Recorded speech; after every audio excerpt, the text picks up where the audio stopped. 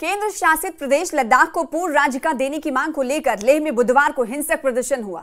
छात्रों की पुलिस और सुरक्षा बलों से झड़प हो गई। छात्रों ने बीजेपी ऑफिस में आग लगा दी। गुस्साए प्रदर्शनकारियों ने लेह हिल काउंसिल के दफ्तर पर भी जमकर पत्थरबाजी की। सीआरपीएफ की गाड़ी और दूसरी कई गाड़ियों में आग लगा दी गई। ये छात्र सोशल एक्टिविस्ट माहिर माहौलियात सोनम वांगचुक के समर्थन में विरोध प्रदर्शन कर रहे हैं। वांगचुक पिछले 15 दिनों से भूख हड़ताल पर बैठे थे और आज भूख हड़ताल का 16वां दिन था। मांगे पूरी ना करने के विरोध में प्रदर्शनकारियों ने आज बंद बुलाया था, जिसमें हिंसा हुई, जिसमें तशद्दुद हुई। ये न्यूज़ 18 जम्मू कश्मीर लद्दाख का एक्सक्लूसिव तस्वीर इस वक्त टीवी स्क्रीन पर आप देख रहे हैं। हिंसा के बाद हालांकि सोशल एक्टिविस्ट सोनम वांगचुक ने अपना अनशन तोड़ दिया है। उन्होंने कहा है कि लद्दाख के लिए दुख का दिन है। हम 5 साल से शांति के रास्ते पर चल रहे थे, अनशन किया, लेह से दिल्ली तक पैदल चलकर गए, पैदल सफर किया और आज हम शांति के पैगाम को असफल होते हुए देख रहे हैं। हिंसा, गोलीबारी और आगजनी हो रही है। मैं लद्दाख की, उन्होंने कहा सोनम वांगचुक ने, कि मैं लद्दाख की युवा पीढ़ी से अपील करता हूं कि इस बेवकूफी को बंद करें। हम अपना अनशन तोड़ रहे हैं, प्रदर्शन रोक रहे हैं। उधर हालात को देखते हुए ढाले में धारा 163 लगा दी गई। तस्वीरें आप देख रहे हैं, टीवी स्क्रीन पर आपको दिखा रहे हैं। लेह में बवाल क्यों हुआ? लद्दाख को राज्य का दर्जा और 6ठी अनुसूची में शामिल करने की मांग तेज हुई। इसको लेकर आज बंद बुलाया गया और बंद किया ही जा रहा था कि विरोध प्रदर्शन पर कई लोग उतरे और ये धीरे धीरे देखते देखते विरोध प्रदर्शन हिंसक रूप इख्तियार करती हुई दिखाई दी। न्यूज़ 18 जम्मू कश्मीर लद्दाख की तस्वीरें आप टीवी स्क्रीन पर देख रहे हैं। लद्दाख को राज्य का दर्जा और 6ठी अनुसूची में शामिल करने की मांग को लेकर 15 दिन से सोनम वांगचुक सहित कई लोग भूख हड़ताल कर रहे हैं और हमने देखा कि जो बौद्ध भिक्षु हैं वो भी भूख हड़ताल में शामिल रहे। आज कई संगठनों ने लेह के बंद का आह्वान किया था, यानी बंद बुलाया था और छात्र संगठन भी प्रदर्शनकारियों के साथ सड़क पर उतरे थे। लेह हिल काउंसिल के दफ्तर पर पत्थरबाजी की गई। सड़क पर खड़ी कई गाड़ियों को आग लगा दी गई। क्या है दरअसल ये जो मांग है वो क्या है, वो भी आपको ग्राफिक्स के जरिए बताने की कोशिश करेंगे कि पूरा मामला आखिर है क्या। दरअसल 5 अगस्त 2019 को आर्टिकल 370 हटने के बाद जम्मू कश्मीर को 2 हिस्सों में बांट दिया गया, तकसीम किया गया। यूटी में जम्मू कश्मीर एक अलग यूटी बनाई गई, जबकि लेह और करगिल को मिलाकर लद्दाख एक अलग यूटी यानी केंद्र शासित प्रदेश बनाया गया। अब इसी लद्दाख को पूर्ण राज्य यानी मुकम्मल रियासत का दर्जा देने की मांग को लेकर, वो मांग जो जम्मू कश्मीर के लोग भी कर रहे हैं, लद्दाख में भी ये मांग जोरों पर है और मांग इतनी तेज तर होती हुई दिखाई दे रही है कि ये तशद्दुद का रास्ता इख्तियार करते हुए दिख रहा है। विरोध के दौरान प्रदर्शनकारियों ने, एहतजाजी मुजाहिरीन ने कई वाहनों को, कई गाड़ियों में आग लगा दी, साथ ही अन्य सार्वजनिक संपत्तियों को भी फूंक डाला। पुलिस एक तरफ भीड़ को तितर बितर करने के लिए आंसू गैस के गोले दाग रही है और लाठीचार्ज भी कर रही है, तो दूसरी तरफ प्रदर्शनकारी पुलिस पर पथराव कर रहे हैं। लद्दाख को पूर्ण राज्य का दर्जा मिले, लद्दाख को संविधान की 6ठी अनुसूची में शामिल किया जाए, 6वीं अनुसूची के तहत उन्हें संवैधानिक सुरक्षा दी जाए, करगिल और लेह को लोकसभा सीट बनाए, सरकारी नौकरी, देखिए मांग क्या है वो आपको बता रहे हैं। सरकारी नौकरी में स्थानीय लोगों की भी भर्ती हो। बड़ी संख्या में मिल रहा है आंदोलन को समर्थन, तो लेह में यह आंदोलन हिंसक होता हुआ दिखाई दे रहा है। आपको बताएं कि 35 दिनों के भूख हड़ताल पर थे सोनम वांगचुक, लेकिन जब आज तस्वीरें बदली, माहौल गरमाया, तो उन्होंने कहा कि मैं अपना अनशन तोड़ता हूं, ये बेवकूफी बंद की जानी चाहिए।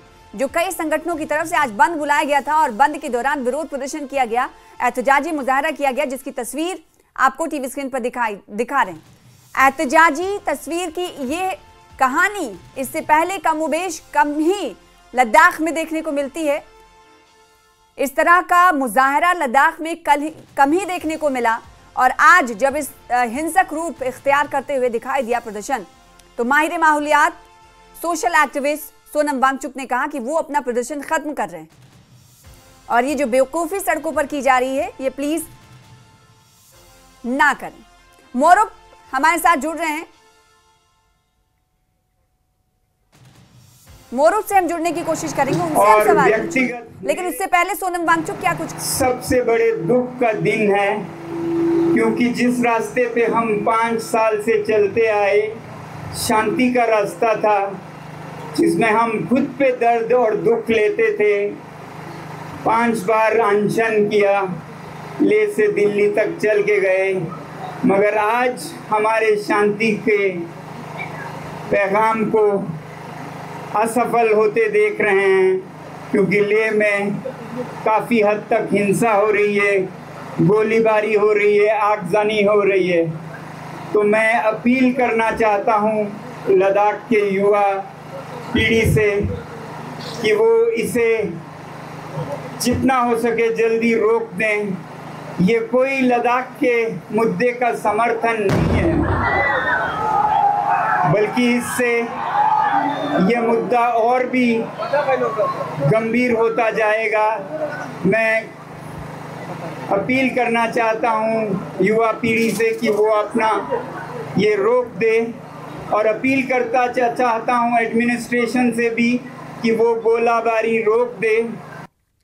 तो एक तरफ प्रदर्शनकारी और दूसरी तरफ इंतजामिया, ऐसे टकराव की स्थिति लद्दाख में कम ही देखने को मिली। लेकिन ये मौजूदा वक्त की तस्वीरें हैं। युवा और कई संगठनों की तरफ से जब एहतजाज किया गया तो ये एहतजाज, ये तशद्दुद हिंसक होता गया। ये मुजाहरा तशद्दुद का रूप शक्ल इख्तियार करता गया, जिसकी तस्वीर आप देख रहे हैं। जहां एक तरफ आंसू गैस के गोले दागे गए, पुलिस इंतजामिया की तरफ से जो प्रदर्शनकारी थे, एहतजाजी मुजाहिरीन थे, उन्हें तितर बितर करने के लिए ताकत का इस्तेमाल किया गया।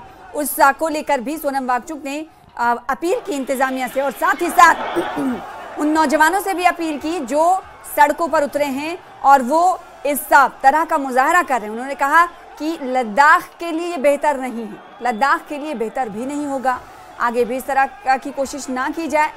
लद्दाख को मुकम्मल रियासत का दर्जा दिए जाने की बात उन्होंने एक बार फिर से दोहराई, लेकिन कहा कि इस अपनी मांग को तेज करने के लिए ये रास्ता इख्तियार ना किया जाए। मैं यूथ से, नौजवानों से, सोनम वांगचुक ने कहा कि मैं अपील करता हूँ, इसीलिए मैं अपना प्रदर्शन जो 35 दिनों का जारी रखना था भूख हड़ताल का, वो मैं आज ही तोड़ता हूँ, खत्म करता हूँ। देखिए इंतजामिया कैसे एहतजाजी मुजाहिरीन को, जो प्रदर्शनकारी हैं, उन्हें अलग थलग करने की कोशिश कर रही, तितर बितर करने की कोशिश कर रही। तो आंसू गैस के गोले दागे जा रहे।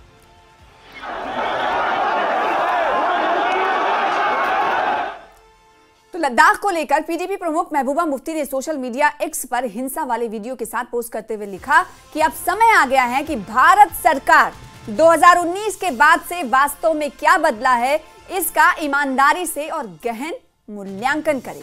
ये वीडियो कश्मीर घाटी का नहीं है, जिसे अशांति का केंद्र मरकज माना जाता है, बल्कि लद्दाख के हृदय स्थल से है, जहां गुस्साए प्रदर्शनकारियों ने पुलिस वाहनों और एक बीजेपी कार्यालय को आग लगा दी।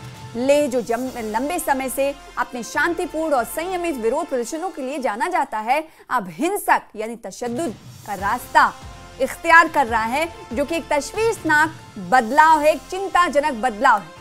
ऐसा लगता है, महबूबा मुफ्ती लिखती हैं अपने पोस्ट में, ऐसा लगता है कि लोगों ने सब्र खो दिया है।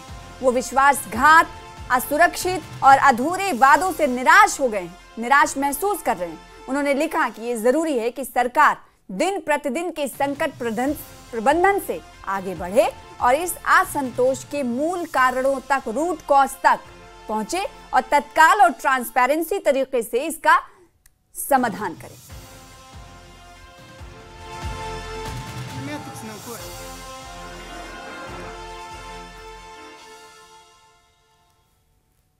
तो महबूबा मुफ्ती का सोशल मीडिया पर ये एक्स पर किया गया पोस्ट आपको बता रहे हैं।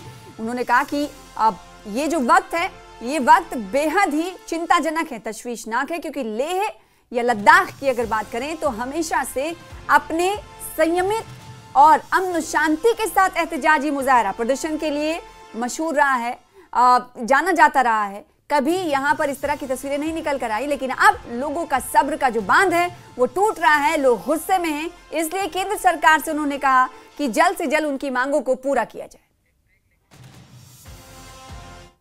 फिलहाल इसी के साथ रुकेंगे छोटे से ब्रेक के लिए।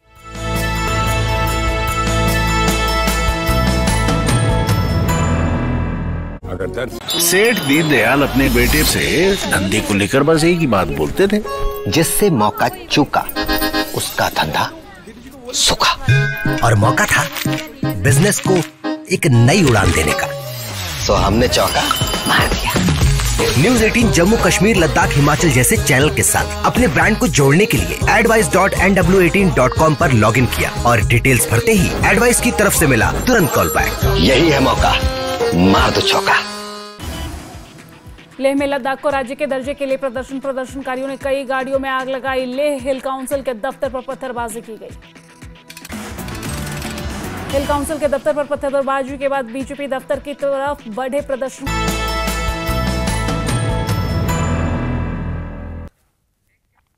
ब्रेक के बाद एक बार फिर से आपका स्वागत करते हैं। बड़ी खबर राज्यसभा चुनाव की तारीख को लेकर आ रही है, जिसका रुख कर लेते हैं। राज्यसभा की चुनाव की तारीख का ऐलान हो चुका है। जम्मू कश्मीर की 4 सीटों के लिए चुनाव का ऐलान हुआ है। 24 अक्टूबर को चारों सीटों के लिए वोटिंग होगी और चुनाव के बाद 24 अक्टूबर को ही रिजल्ट आएगा, यानी वोटिंग के बाद ही रिजल्ट आएगा। राज्यसभा सांसद मीर मोहम्मद फयाज, शमशेर सिंह, गुलाम नबी आजाद और नजीर अहमद का कार्यकाल खत्म होने के चलते 2021 से ही चारों सीटें खाली हुई थी और उसके बाद से चुनाव नहीं हुआ, जिनके लिए तारीखों को मुख्तस किया गया है और अब इसका ऐलान किया गया है। तो जम्मू कश्मीर में राज्यसभा की चुनाव की जो 4 सीटें थी उसको लेकर तारीखों का ऐलान कर दिया गया है। 24 अक्टूबर को वोटिंग होगी और 24 अक्टूबर को ही रिजल्ट का ऐलान किया जाएगा। ये चारों सीटें आपको बताएं कि खाली हुई थी जब राज्यसभा सांसद मीर मोहम्मद फयाज, शमशेर सिंह, गुलाम नबी आजाद और नजीर अहमद का कार्यकाल खत्म हुआ था। 2021 से ये चारों सीटें खाली थी। समीर भट्ट हमारे साथ जुड़ रहे हैं इस खबर पर ज्यादा जानकारी के साथ, उन्हीं का रुख करेंगे। समीर, बार बार ये कहा जा रहा था कि कब आखिर जो खाली हुई सीटें हैं 2021 से ये मांग हो रही थी कि जो खाली हुई सीटें हैं राज्यसभा की उस पर चुनाव की तारीखों का ऐलान कब होगा। तो फाइनली वो वक्त आ गया है, 24 अक्टूबर को ही वोटिंग होगी और रिजल्ट भी आएगा। इससे जम्मू कश्मीर में पारा हाई हुआ क्या?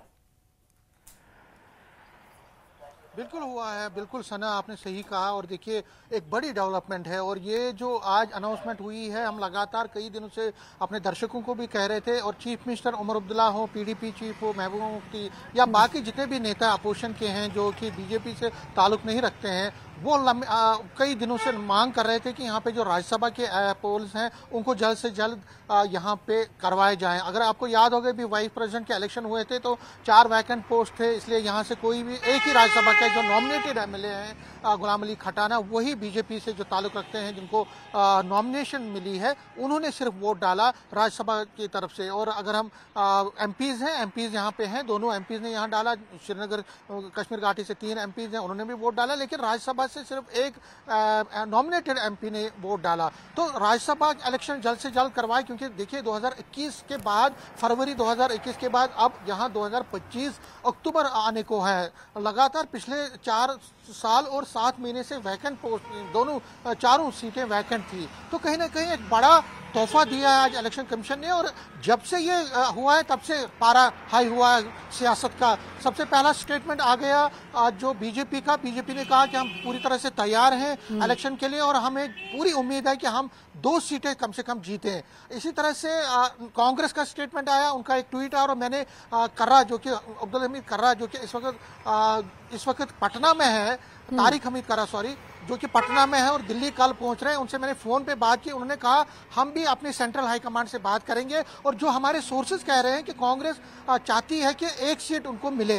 देखिए अब अर्थमेटिक्स देखिए, इस वक्त जो कांग्रेस और नेशनल कॉन्फ्रेंस का जो अलायंस है वो 53 एमएलए उनके साथ है, 53 एमएलए, जिसमें 41 नेशनल कॉन्फ्रेंस के अपने हैं, 6 हैं कांग्रेस के, 5 है इंडिपेंडेंट और 1 सीपीआईएम का। तो ये मिला के हो गया 53। तो 3 सीटें, 4 में से 3 सीटें अलायंस जीत सकती है, आसानी से जीत सकती है, उसमें कोई प्रॉब्लम नहीं। अगर क्रॉस वोटिंग नहीं हुई, अब 4 में से 3 कोalition जीत सकती है और 1 सीट बीजेपी जीत सकती है। तो नेशनल कॉन्फ्रेंस की चाहत होगी कि तीनों की तीनों सीटों पे वो अपने कैंडिडेट उठाए। और जो नाम सामने आ रहे हैं उसमें डॉक्टर नाम को लेकर उम्मीदवार नाम, क्योंकि इस पर बहुत माथापच्ची होती है, सियासी गुणा गलित तो होता ही है और उम्मीदवारों के नाम पर बहुत माथापच्ची होती है, उसको लेकर क्या कुछ जानकारी?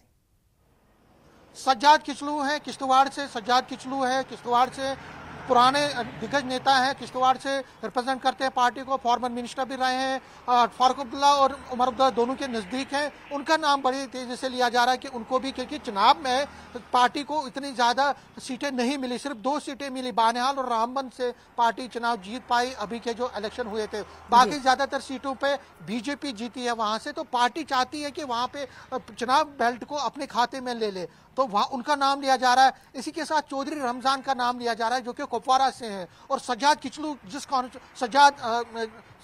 सज्जाद जो पीपल्स कॉन्फ्रेंस से सज्जाद लोन जिस कॉन्स्टिट्यूंसी से हंदवारा से आते हैं वहां से ही चौधरी रमजान आते हैं, चौधरी रमजान को उन्होंने हराया था। तो सज्जाद किचलू के मुकाबले में और जो कुपवारा बेल्ट है, जो नॉर्थ बेल्ट है, उधर अपनी पार्टी को और मजबूत करने के लिए हो सकता है चौधरी रमजान को लिया जाए। लेकिन एक खबर यह भी है कि हो सकता है कि नेशनल कॉन्फ्रेंस तीसरा कैंडिडेट साउथ से ले ले, क्योंकि साउथ कश्मीर में भी पार्टी ने अच्छी जीत हासिल की है और एक यंग आदमी को वहां से लाया जा सकता है। लेकिन उसमें क्या होगा, तीसरा कौन होगा, लेकिन सज्जाद किचलू और फारूक अब्दुल्ला का लग रहा है कि तय है। अगर हम बीजेपी से लेके तो बीजेपी एक सीट जीत सकती है, तो उसके लिए कहा जा रहा है कि डॉक्टर निर्मल सिंह, क्योंकि जो पुराने नेता हैं उनको अकोमोडेट किया जा रहा है। और आपने देखा अभी कविंद्र गुप्ता को एलजी बना के उनको अकोमोडेट किया गया लद्दाख में। अब जो डॉक्टर निर्मल सिंह है वो भी फॉर्मर डिप्टी चीफ मिनिस्टर रहे हैं, पार्टी के बहुत ही पुराने नेता हैं, प्रेसिडेंट भी एक टाइम से रहे हैं, तो उनको अकोमोडेट किया जा सकता है। लेकिन कुछ पार्टी के जो लीडर है वो इस पर भी दबाव डाल रहे हैं कि जो रविंदर रैना है जो कि पार्टी के प्रेसिडेंट रह चुके हैं, 6 साल तक रहे हैं, उनको अकोमोडेट किया जाए, क्योंकि उन्होंने असेंबली चुनाव तो कहीं ऐसा ना हो कि एक सीट और दो नेताओं के नाम पर कहीं टसल ना होने लगे भारतीय जनता पार्टी में। बीजेपी एक ही को लेगी, दोनों में से एक को ले सकती है, दोनों में से एक को चुनाव लड़वाएगी और जो विनिंग सीट है वहां से चुनाव लड़वाएगी, दोनों में से एक का फाइनलाइजेशन हो सकता है। तो सियासी पारा ही कहा जा सकता है कि जम्मू कश्मीर का इस ऐलान के बाद, तारीख के ऐलान के बाद हाई होता हुआ दिखाई दे रहा है। इस वक्त सियासी गुणागणित को बिठाने की कोशिश में जुट गई होंगी सियासी पार्टियां, और साथ ही साथ इससे पहले ही, क्योंकि वो तैयारी में थी और लगातार कहा जा रहा था कि कब होगा ऐलान, तो ऐसे में कहा जा सकता है कि अब सीट बेल्ट सियासी पार्टियों ने बांध ली होंगी। बहुत शुक्रिया समीर हमारे साथ जुड़ने के लिए, तफसील से जानकारी देने के लिए। फिलहाल इसी के साथ मुझे दीजिए।